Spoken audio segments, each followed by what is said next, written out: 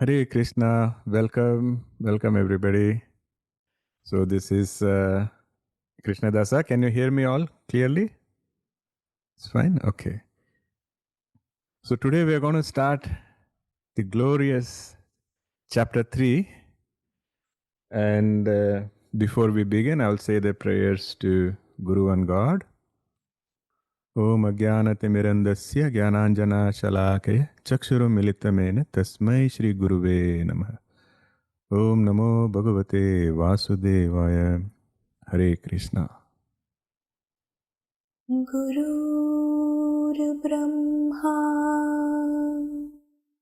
गुरुर्विष्णु गुरुर्देवो महेश्वरः गुरुर्साक्षात् परब्रह्मा तस्मै श्री गुरुवे नमः तस्मै श्री गुरुवे नमः तस्मै श्री गुरुवे नमः.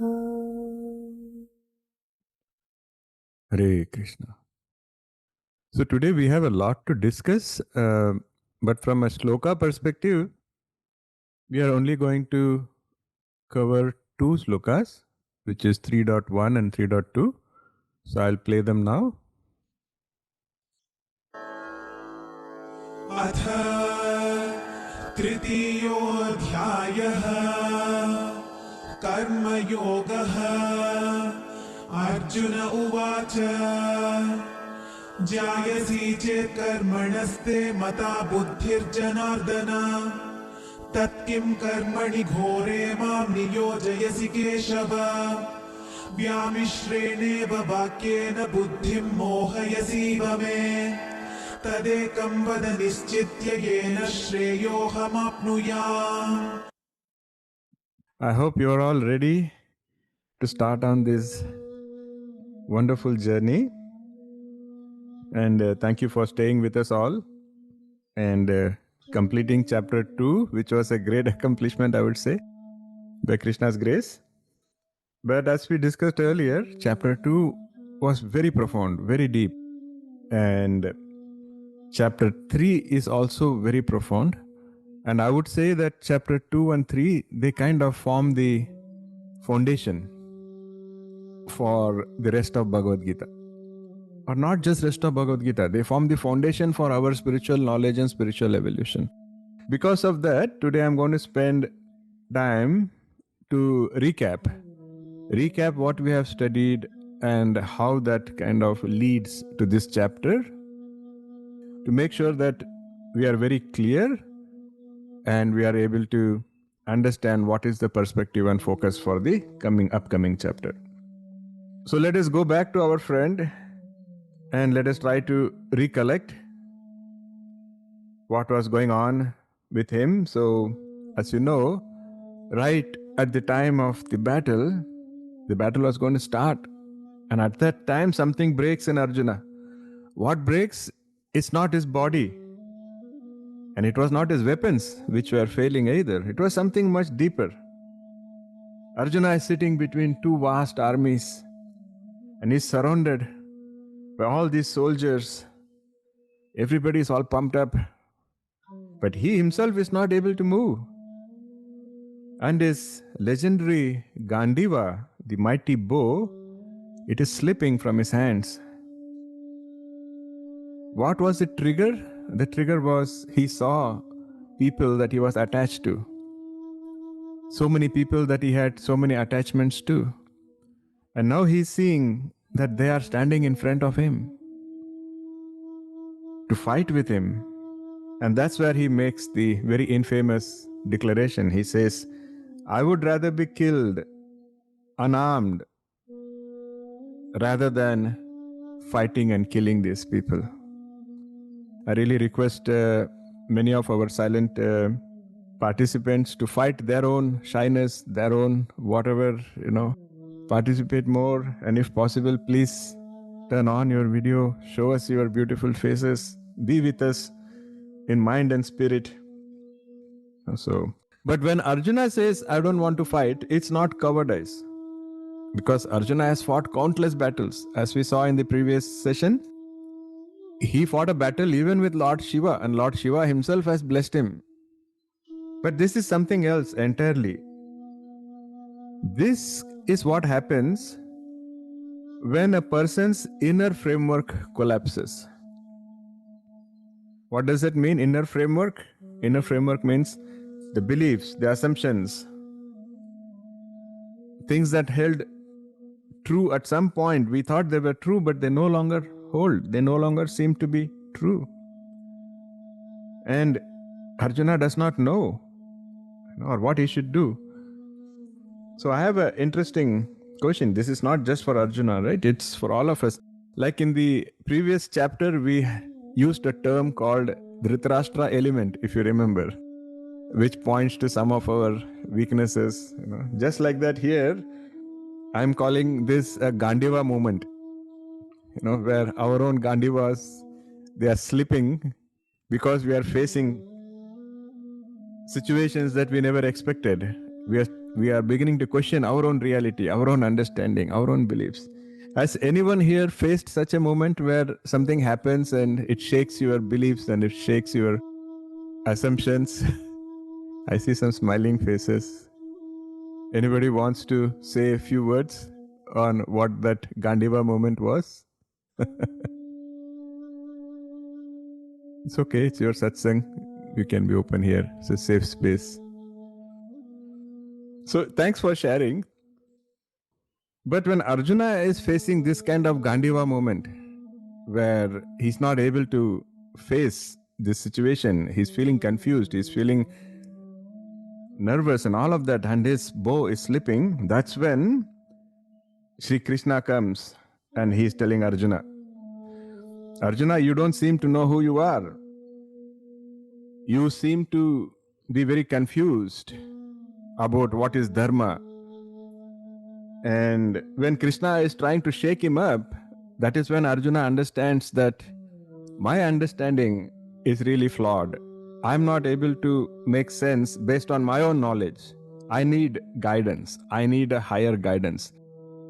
At that moment, at least Arjuna has this humility, and at least he has that much wisdom to understand that he now needs a higher guidance. That is where we saw the famous sloka, Karpanya doshopahat swabhavaha pruchami swam dharma sammuda chetaha. You remember that one? Yaschreyaha syanishchitam bruhi tanme sishyasteham shadimam tvam prapannam.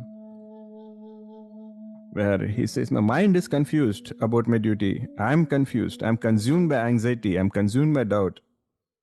See, the biggest problem is many times we are confused. We don't know what to do, but our ego does not even let us acknowledge that. We will still not seek guidance. We will still not reach out. We will go ahead and do what we think is right, and invariably that puts us in bigger troubles. So here he says, Shishyasteham shadimam tvam prapannam. He says, oh Krishna, I'm your student. I completely surrender. And as we said, as we discussed in the previous chapter, that is pretty much the turning point. Why is this the turning point? The turning point is not because Krishna begins to teach. The turning point is because Arjuna becomes ready to learn. That is the most important point in the Bhagavad Gita, where Arjuna completely opens up now. Because until then, it is more of a debate. Until then, it is more of a whenever Krishna says something, Arjuna will be but. In my opinion, I think like this. This is my belief, right? But this is when Arjuna completely surrenders and says, okay, Prabhu, you are the Guru, I am the Chela. Now you please guide me, teach me. See, many of us, we will all recognize this moment because we fortunately, we are all not in a real battlefield in the sense that nobody is trying to kill us right now. But we have been in situations where we have not felt certain. We have been in situations where we have been shaken up by things that we never expected. The most common shock in today's world that most of us feel in our lives is about relationships. And I'm sure almost all of you may have experienced this. Like we assume that someone will be there for us. We assume that they're always going to be caring for us. We assume that we can always trust that person. And suddenly one fine day something happens and all this just dissolves, disappears. Suddenly it's like, you are in shock. You're like, how can this happen? How can this person? So on and so forth. And at that time, most of us don't know how to react. Most of us don't know how to handle that. And that is a Gandiva moment, a serious Gandiva moment where our beliefs, our assumptions, everything breaks. And now we are like, now what do we do? Or we build a career with so much of passion and one fine day it just crumbles. So on and so forth. However, what we need to understand is in this shattering, this Gandiva moment that happens to all of us, if we are fortunate, then we will be able to identify that at this moment something is opening up as well. See, the Mandukya Upanishad very beautifully says that a true seeker has to approach the teacher with fuel in hand. What that means is you have to reach a teacher with humility and you have to have that hunger to learn. And Arjuna right now has arrived at that point because the crisis that he faced, it has opened something up within him. That crisis has enabled him to now approach the teacher, Sri Krishna, with such a mindset. All of us identify with that. We usually don't turn towards God or spirituality or even towards a guru until something has happened in our life. If our life was always rosy, if our life was always beautiful, always everything was fine and we are all successful, we never feel the need, right? So the message here is a Gandiva moment will happen to everybody, but we don't have to take it negatively. We have to look at the opportunity there. When that happens, that is when our seed is breaking and we are ready to sprout. And that's when we have to make the most of that moment and go deeper into such kind of spiritual seeking. Adi Shankara, Adi Shankara, the great Advaita Vedantist, he also wrote a commentary on the Bhagavad Gita. If you're interested, I will share the link. It's a very insightful commentary. It's a little technical, but still very profoundly insightful.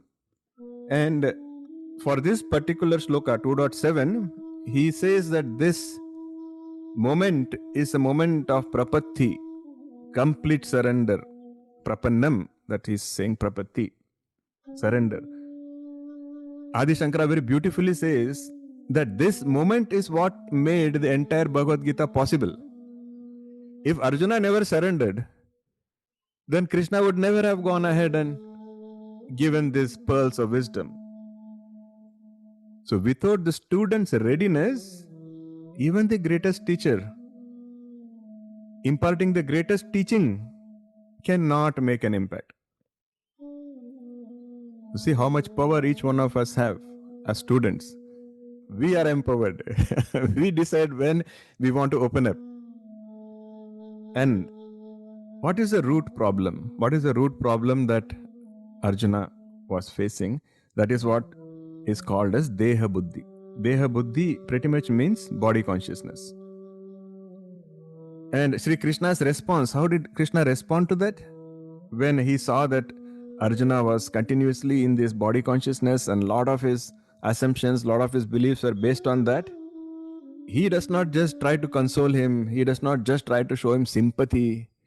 Sympathy is really not helpful. Like he does not say, oh my poor Arjuna, don't worry, everything will be all right. All empty words which mean nothing. Instead, he is shaking him up again. And it may sound harsh, but Krishna knows exactly what medicine to give at what time.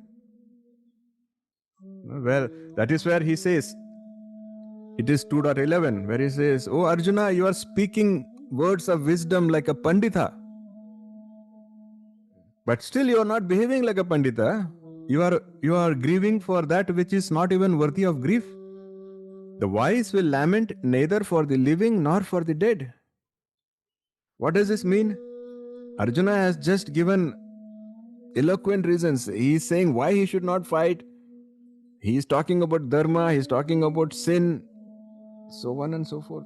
And they all sound like wise concerns, right? Now, somebody may ask, Arjuna's arguments are all valid, so why is Krishna just not listening to all of that? Why? Because Arjuna's arguments, maybe they were sophisticated, but they were all built on a false foundation. What was the false foundation? That was the foundation of Deha Buddhi. Whatever Arjuna's reasoning, whatever Arjuna's beliefs are, whatever his perception is, it is all coming from that position of body consciousness. And that is what is fundamentally wrong. So, like, to make it very short, when Arjuna says, how can I kill my teacher Bhishma? And the way Krishna is explaining is, who do you think Bhishma is? Do you think Bhishma is that person standing in front of you, that two hands and two legs, and which is going to anyways die? Or would you like to understand what Bhishma really is? He says Bhishma is that consciousness which will never be destroyed. It is indestructible. So Krishna is not giving ethics or strategy. Krishna is not talking about the most fundamental question here. Who are we really? Who are you? Who is Bhishma? Who is everybody else here? And then Krishna goes on to talk about the nature of Atman, which cannot be destroyed.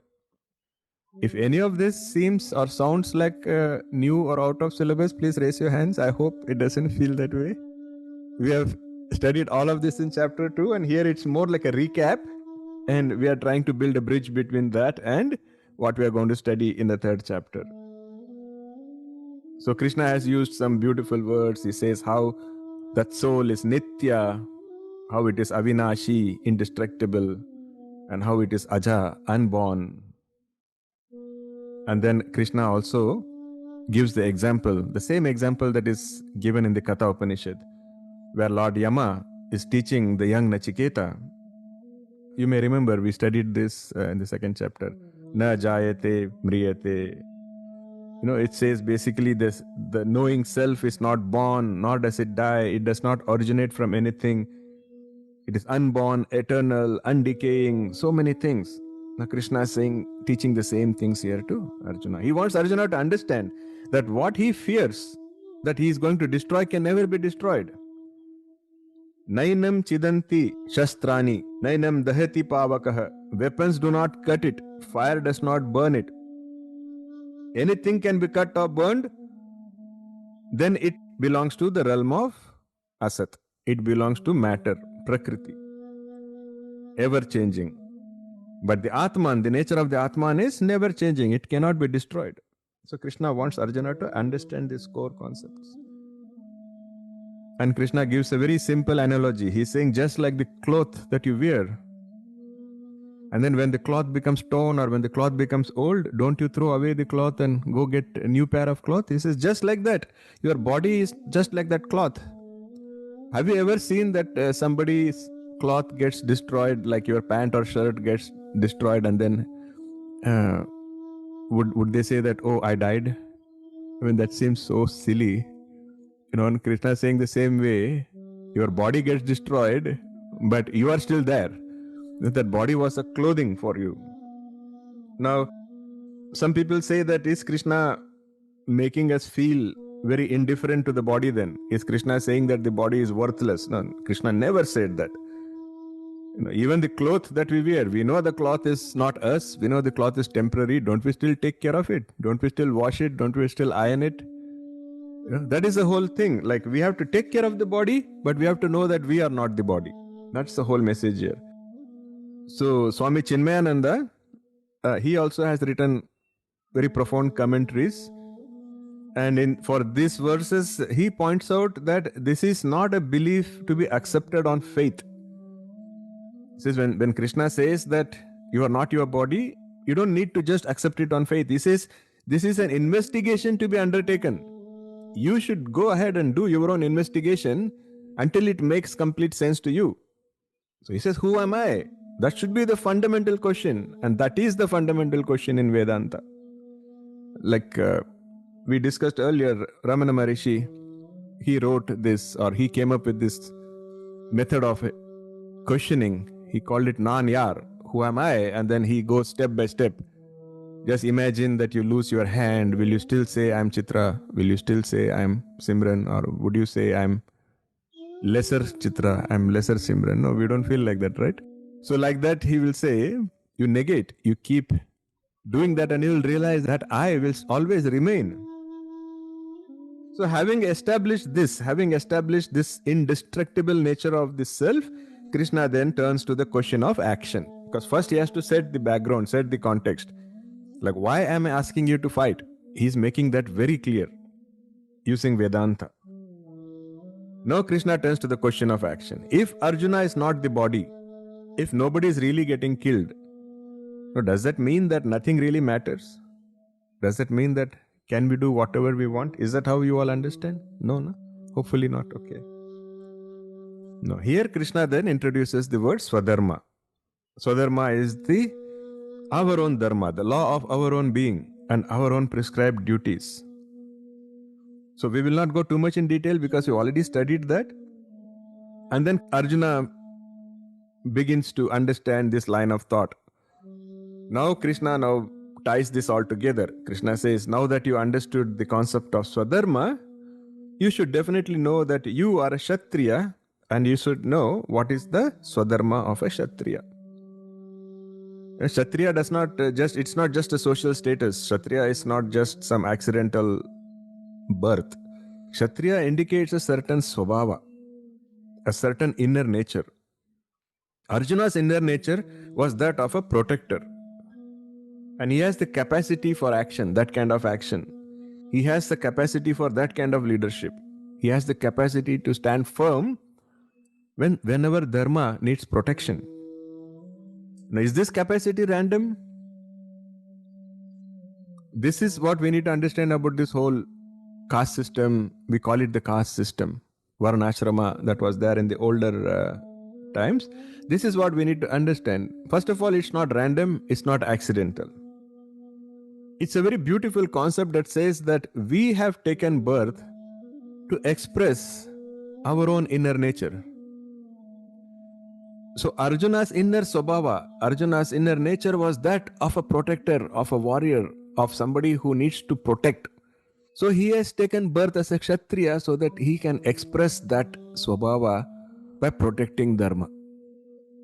Just like that, if you have an inner swabhava of just worship, then you will probably take birth as a priest so that you can express that swabhava. If your inner swabhava of wisdom and distributing knowledge, then you will be born as a teacher so that you can express that inner. So it is something which is alignment with your own inner nature. So very beautifully, logically, Krishna is explaining and telling Arjuna, so now you should understand why it's your duty to go and fight. And Krishna goes on to say that even a little bit of practice. So this is a message for all of us. Do you all remember we did some introspection where we said, do you know what is your Swadharma? I'm sorry if none of this seems very fancy. It's not a soap, serial where we have Saas Bahu and very interesting fights and, it's not juicy, but this is real wisdom. So if you feel bored or anything, you have to bring your mind back and say that this is what really matters in life. We did some introspection in the previous chapter where we said, do you know what is your Swadharma? You all had a homework, and I hope if you have not done it, please do it now. Try to get an idea of what is your inner nature and what is the duty that is aligned with your inner nature. What is your Swadharma?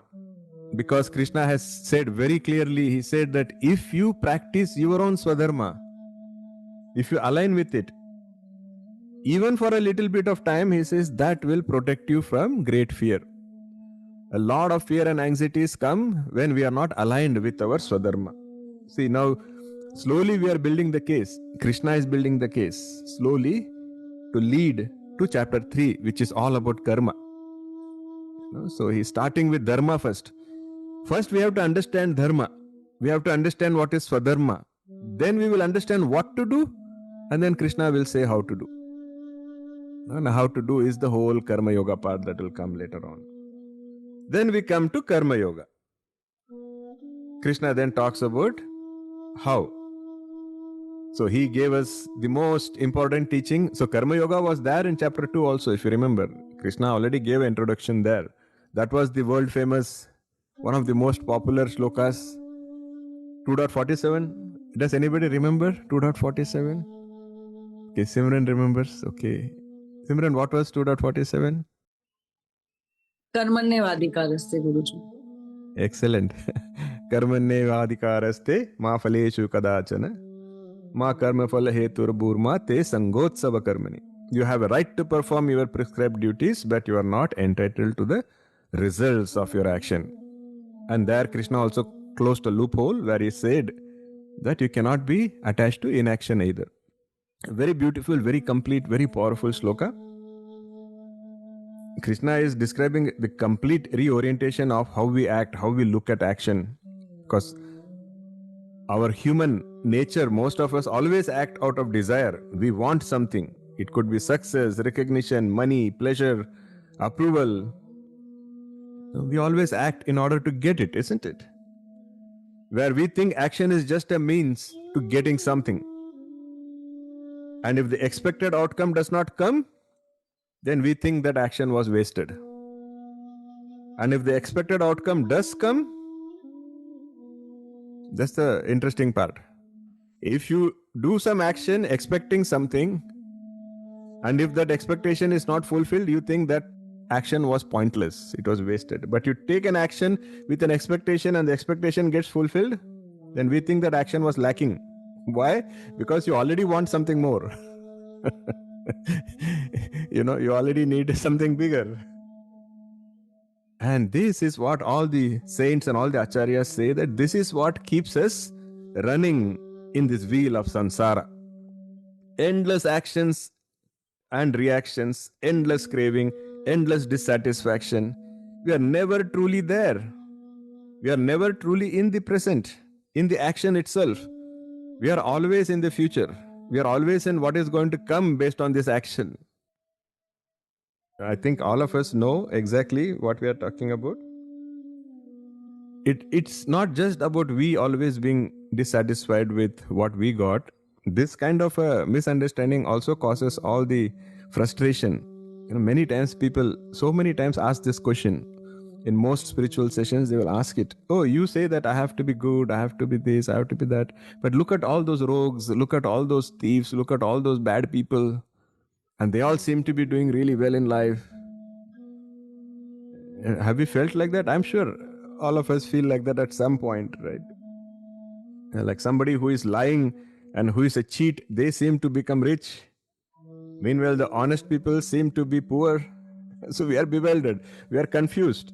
And then we say, what is the point of being good? What is the point of... All these confusions start in our mind. This is not new, it's been happening for ages. Here is where Adi Shankara in the 8th century, he addresses it very clearly. And I think almost all of you must have read the Bhaja Govindam. And I've asked a question in the group.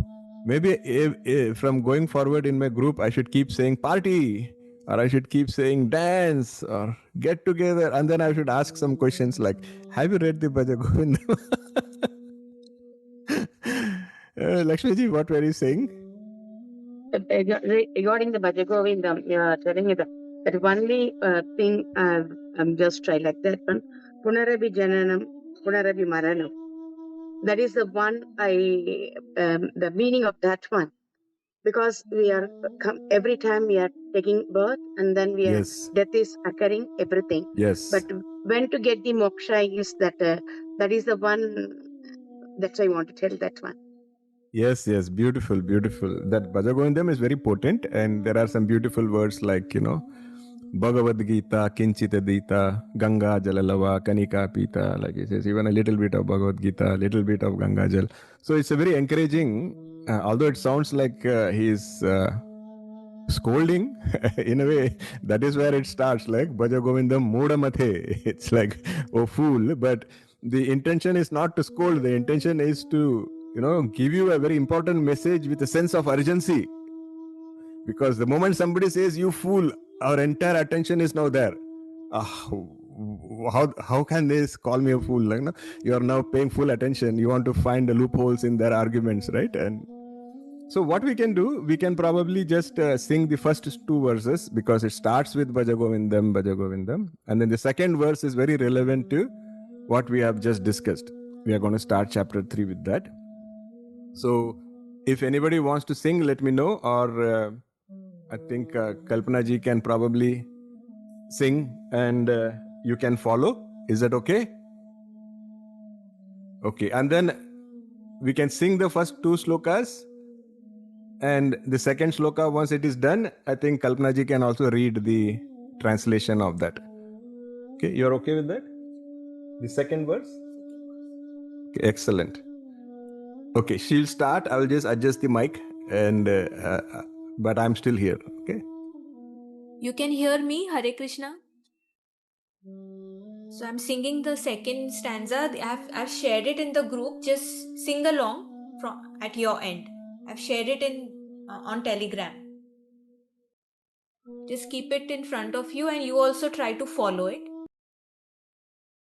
Mooda jahihi dhanagamatreshnam Mooda jahihi dhanagamatreshnam Kuru sadbuddhim manasi vitresnam Kuru sadbuddhim manasi vitresnam Yallabhase nija karmopatam Yallabhase nija karmopatam Vitam tena vinodaya chitam Vitam tena vinodaya chitam Bhaja Govindam Bhaja Govindam Govindam Bhaja Mudamate. The translation is: Fool, give up the thirst to amass wealth. Cultivate good awareness, thoughts of the real, in your mind, free from passion, desirelessness. Whatever wealth you obtain through your own past actions, karma, be content with that. Hare Krishna. Hare Krishna. See, the key part was where he says that whatever you receive based on your past karma, let us be content with that. So that has the answer to the frustration we just spoke about. Why, I'm working hard, but I'm only getting this much. That person did not work that hard, but they got so much more. All of this is very complex. We cannot understand. And so Adi Shankara is saying the same thing that Krishna has also explained. Vivekananda has also explained the same thing. This is all what we call as law of karma. That is why one person goes and sells books online and they become Jeff Bezos. Like some people here in from Pune, they will know there is a very popular place in Pune called Upper Balwan Chowk, where you will see a lot of booksellers there. They have been selling books for decades before Jeff Bezos ever sold books, but they are still in that small tin shed where they are still selling second-hand books. Now you can question, you can say, but this person started selling so many years before, and why did that person this is not something we can reason this way. So there is a lot to do with our own karma. We have Sanchita karma, Prarabdha karma, Kriyamana karma, so much we discussed earlier. So this second verse of Bhaja Govindam, that is what it is alluding to. It is saying, learn to be content. Learn to be content with whatever results you have got. Because it is not just your efforts, it is also based on your karma. So accept it. Very powerful, very beautiful. So he uses the word Nija Karmopatam, that is central, because what comes to us is shaped not just by what we do, but it is also shaped by our own karma. It's very complex. Krishna will himself say later on that this whole law of karma is very complex, very complicated. Don't try to, work your way through it. Don't try to play the system. It's not going to work. But does it mean it is fatalism? Does it mean that your effort does not matter at all? Certainly not. The effort is important. Effort is key. That is why in 2.47, Krishna closed that gap. He said, don't be attached to inaction. So action is important, effort is important. All he's saying, all everybody is saying is that the result will not always be what you expect. And we have to make peace with it. We have to accept it. Very powerful. And that is what is meant by acting with Sad Buddhi. The right understanding, the right mindset. And the word used by Shankara, vitrishna. You know what is Trishna? We spoke about Trishna in the not Krishna, it is Trishna with a T. Trishna is that craving, that longing.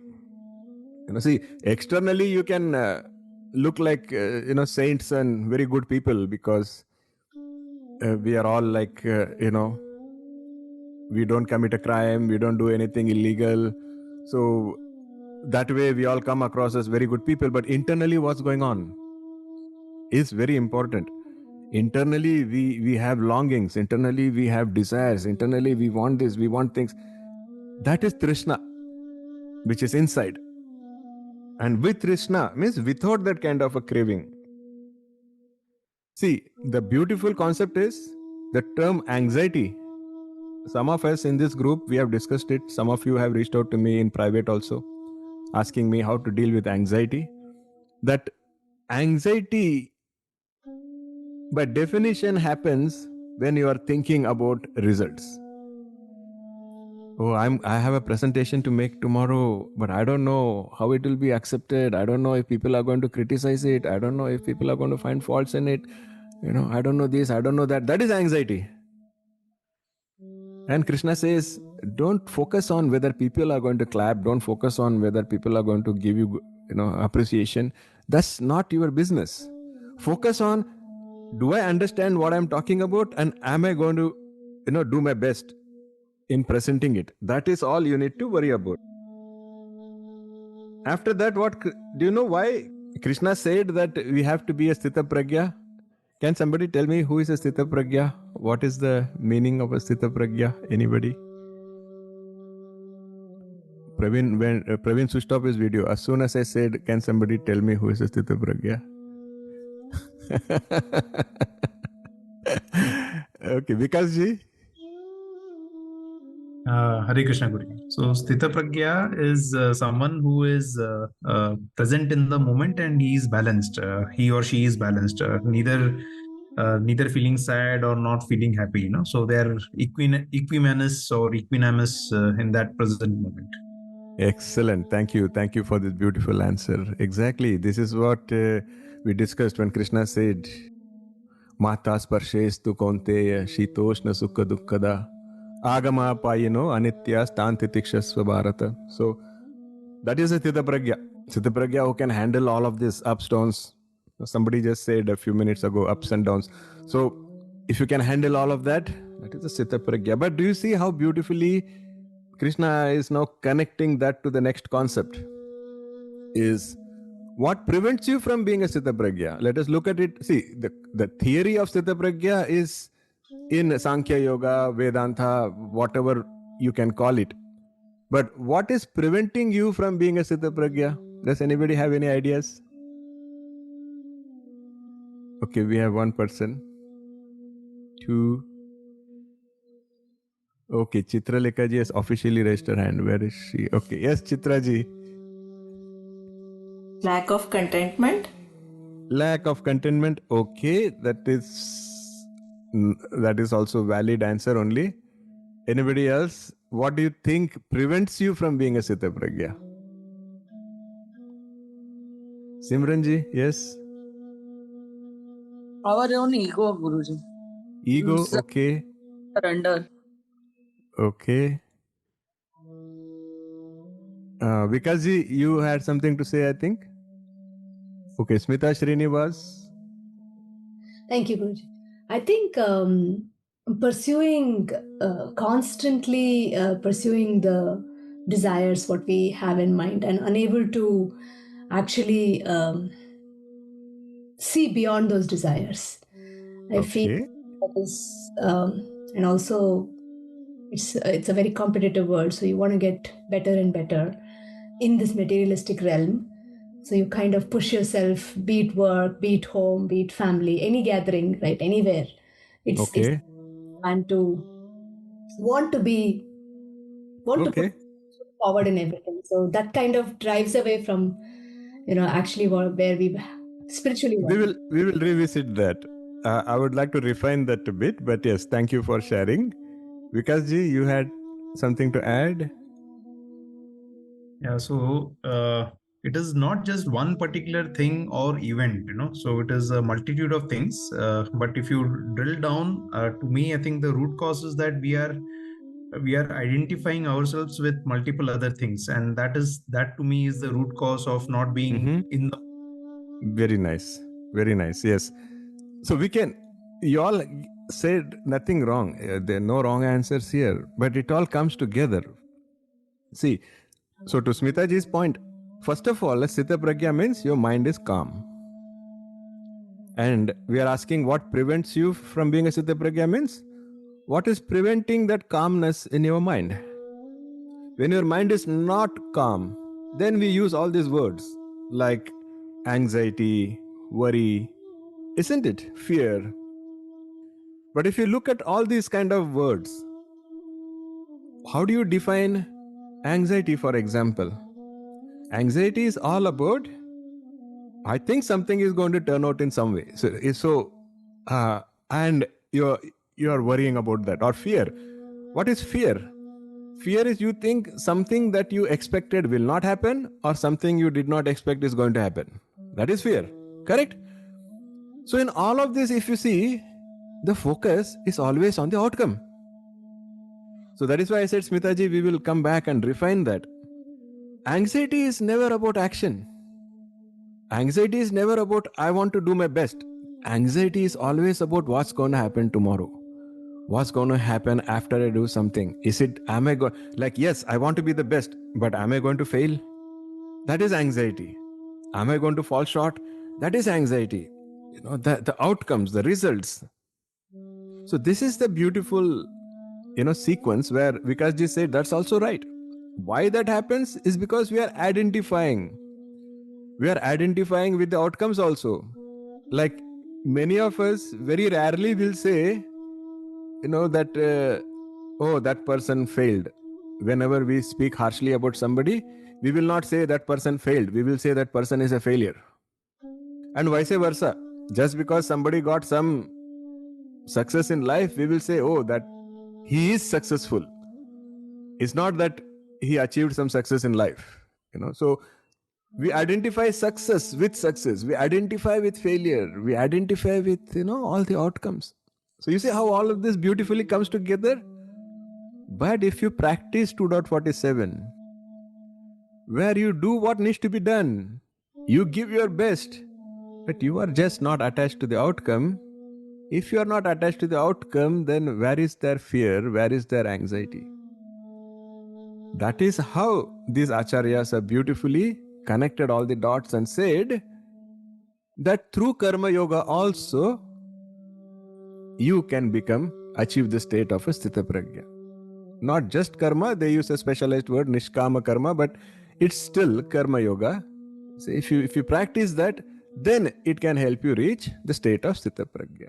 And the state of sthita pragya is nothing but a calm mind, which is devoid of fear and anxiety and all those disturbances. You see how all of this ties together?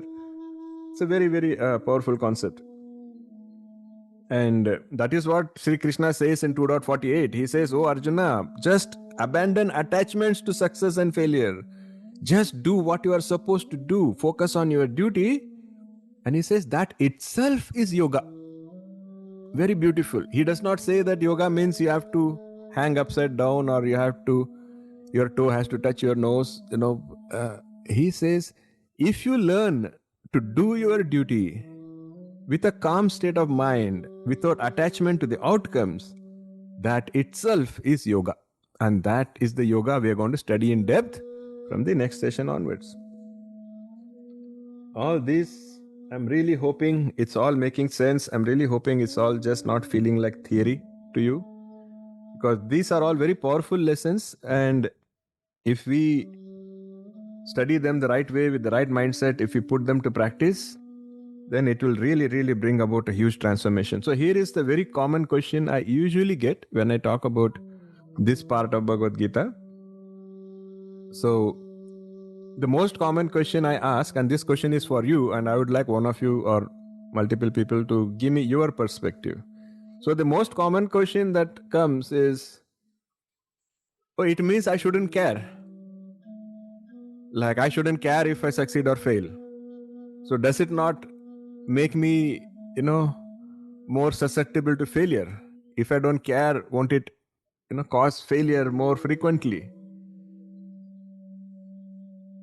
Does anybody have the same question in their minds? Is that how Krishna's teachings comes across? When Krishna says, don't be attached to outcomes, does it come across as, oh, I don't care. I don't care if I fail, and that actually makes me fail? Anybody has any perspectives? First of all, do you think that way? I hope not. No? Okay. Now also a lot of people are hesitating because they are focusing on the outcome. Oh, if I say something, will I look stupid? If I say something, will... Okay, see, one person understood. Yes, Sulataji. Detachment means it's a greater care and precision. So when we are detached, like to outcomes, what happens is all our energy will be channelized and we can focus 100% on the action itself that leads to excellence. So it's Excellent. not, we shouldn't confuse it with the this state of excellence with the outcome like success or failure. This itself, performing our action, we should derive joy in it. Applause, applause. Kudos. Actually, as if you read my mind, because I was going to use the exact same language. See, we all studied in high school, or maybe these days the syllabus is so strong and so competitive, we may have read it in primary school, where they say that energy can neither be created nor destroyed. It can only be converted from one form to another. That can be applied to many of these concepts if you want to think it scientifically. What that means is all of us have a certain amount of energy. You cannot just eat an energy capsule, That whatever energy you have, you have. Now you have to choose how much of that. See, everything is energy. You acting, you doing something is energy. You focusing on something is energy. Correct? Just like that, you worrying is also energy. Anxiety is also energy. Fear is also energy. The question is, do you want to spend like 40% in doing something, and then the 60% energy, do you want to spend it in anxiety and fear and worries? Or do you want to spend 100% in what you do? Now tell me, who has a better chance of success? The person who puts 100% in what they do, or the person who is putting 40% and the remaining 60% is going in anxiety and fear? See, now the answer seems obvious. And this is exactly what Krishna is teaching. He's not saying don't care. He's saying absolutely care about what you do, how you do. Just don't care about the outcome. It's a big difference there. So, as Sulataji very nicely said, in fact, people who know how to work this way, they are the ones who always, almost are successful. Like somebody asked, when I was much younger, I was attending a speech of a very popular author. And then somebody asked him, sir, how are you able to be, where you are talking like so much confidence you have when you talk, like where do you get that confidence? How come you got that confidence to come and talk? He says, my friend, it is not that I had confidence so I came and spoke. He says it's the other way around. I came, I spoke, that is what gave me confidence. Just like that, later on somebody asked him the same question. Somebody said a similar question. He said, sir, you are so successful, you are such a successful author, I also want to become an author and I want to write books. So he tells him, my friend, what do you mean you want to become an author and write books? You write a book and that makes you an author. So what we are trying to say here is, this kind of confidence will come when you put your 100% in what you are doing. Success will automatically follow, is what we are trying to say here. And then Krishna also spoke about Buddhi Yoga. We won't go too much in detail there. That is where Krishna spoke about Raga, Dvesha, attachment, aversion, and how both are bad. So please go revise that. And of course, Krishna went a little more in depth about Chitta Pragya. He said, who is a Chitta Pragya? I think a lot of us already discussed that, and beautiful answers came. Krishna also spoke about how to withdraw your senses whenever you feel distracted. That is one of the ways to become a Chitta Pragya. But one key thing to remember is when Krishna said withdraw your senses, again, Krishna is not talking about completely shut yourselves down. Krishna is speaking more about the ability to withdraw at will. Whenever it's not serving a purpose, that's when you need to withdraw your senses. That is Krishna's message. Consciously, willingly. Now, I have one question here. The modern tortoise. We spoke about Sthita Pragya, we spoke about withdrawing senses like a tortoise. But today, most of our sense objects are digital, isn't it? Be honest. Be honest with yourself. What is the one app, one website, or one such habit that drags your mind away every day? If you have to apply this kind of tortoise technique, what exactly would you have to do? Would it be helpful? Is the question. Because today, most sense objects are all virtual. They are all digital. So it's more difficult for us than what it was like 50 years ago.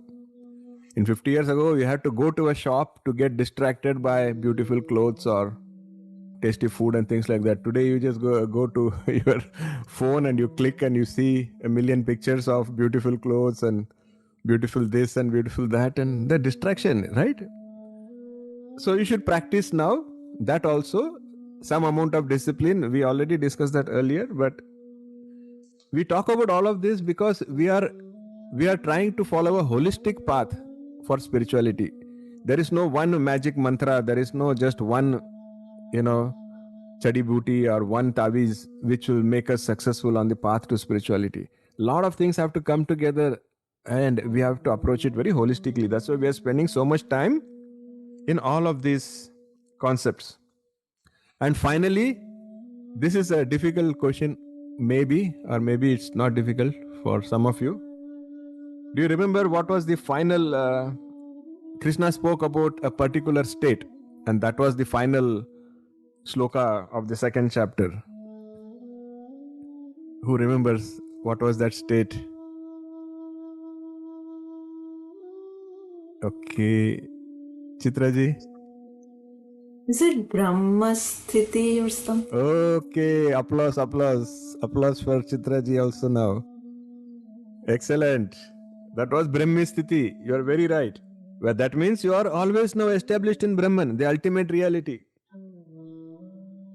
So that was 2.72, the last sloka of the second chapter, where Sri Krishna says, O Partha, such is the state of a Siddha Pragya that having attained it. So Brahmi Sthiti, he is attributing that to a Siddha Pragya. He's saying such is the state that once you attain it, you will never go back. And once you are established in this state, if you manage to establish yourself in this state, even at the last moment, even when at the last minute, at the time of your death, you still get liberation. That was a very powerful message from Krishna. So if we can achieve Brahmasthiti even temporarily, that will take us to Brahma Nirvana. See, Krishna's message is very powerful because he says it is achievable by all of us. It is available to all of us. No caste, no creed, no profession, no age, no gender. There is no limitation, is what he is saying. Very important. So if I have to summarize all of this in like one line, I can say that throughout the second chapter, Krishna manages to take Arjuna from a Deha Buddhi to Atma Buddhi. So that is the transition. That is the journey he has taken Arjuna through. And that is the journey we all have to go through before we can progress on the path of spirituality. Because this is the foundation. Of course, but we all know how our friend Arjuna is. Any guesses? No, how Arjuna is going to react? I already told you, right? We shared it in the group. Now, Arjuna still now has a doubt and he has a question. And but of course, it's a valid doubt. So that is the opening two slokas of the third chapter. It starts with that question from Arjuna, where slokas 1 and 2 together, Arjuna says, "O Janardana, if you consider knowledge to be superior to action, then why are you asking me to wage this terrible war? I am bewildered by your contradictory advice." How many of you feel like Krishna has given contradictory advice? He's saying that, tell me decisively, O Janardana, which is the one path that I should follow? Should I follow the path of that beautiful intellect that you spoke about, or should I follow the path of this action that you're talking about? So it is not like it's a failure on Arjuna's part. It is not that he just failed to understand. It is a question that has to be asked so that Krishna can go deeper into this concept of karma. So Arjuna is doing a favor to all of us and all of humanity by asking such a question, so that now Krishna can direct everybody much deeper and make sure that none of us have this kind of a question. So it is for the welfare of everybody. So see, it is precisely because chapter 2 is imparting such a profound knowledge that chapter 3 has to begin with a question. That is a testament to how profound the knowledge of chapter 2 was. Because this kind of introspection is required.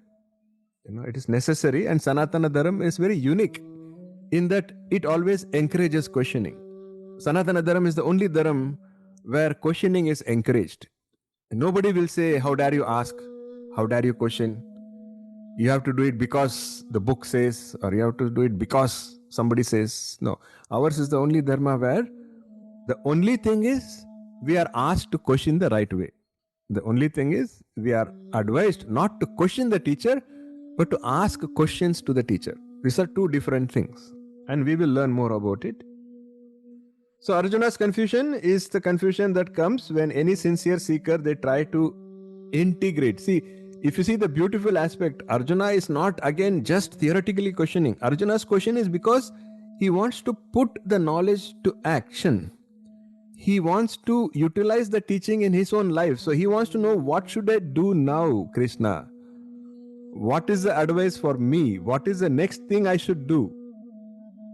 So that is a lesson for all of us, is all this knowledge we need to figure out how to apply in our lives.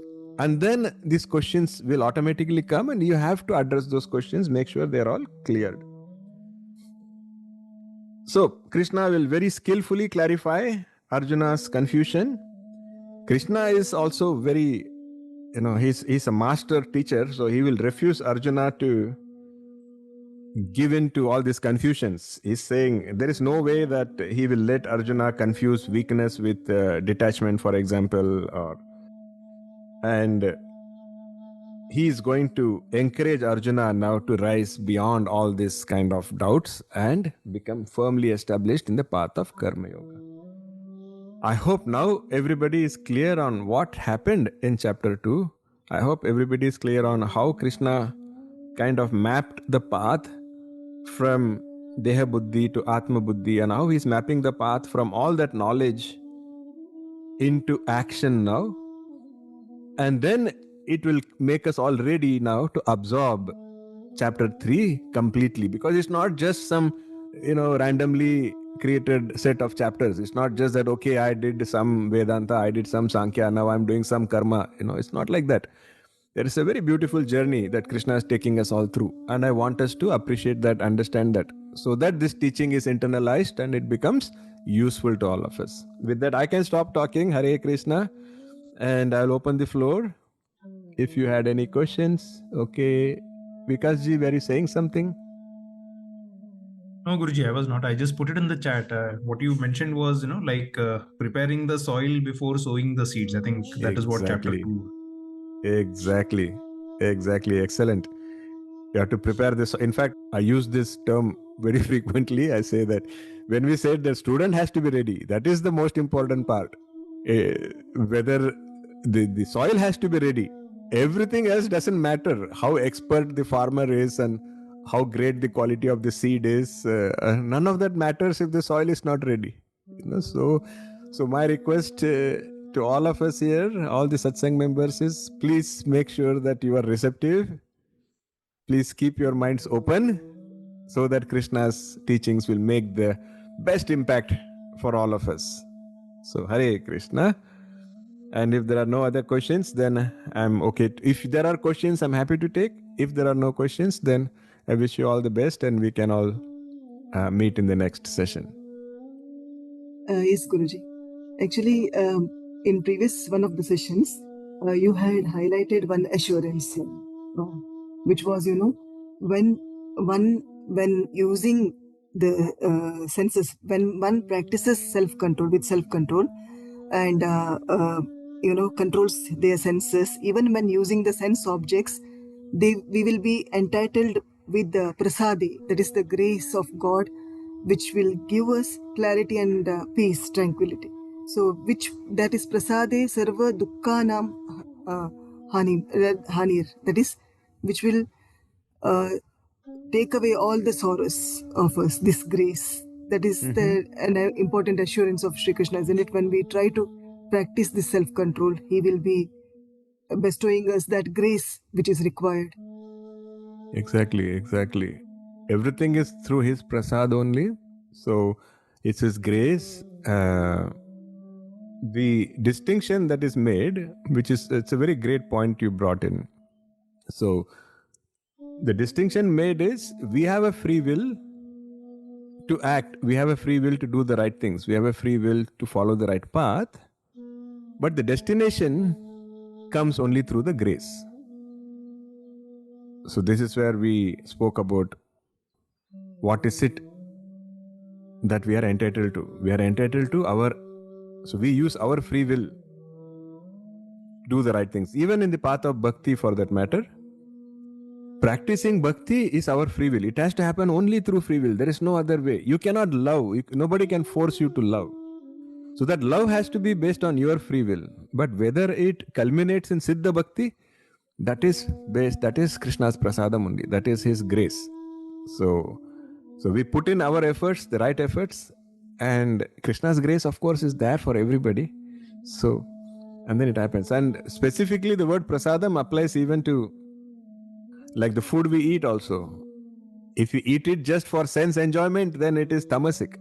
But the same food, when we eat it with the right bhava after offering, then it becomes prasadam, then it becomes a blessing. So just like that, actions performed, everything can become prasadam that attracts Krishna's grace. Thank you, Surataji. Beautiful thought to bring in here.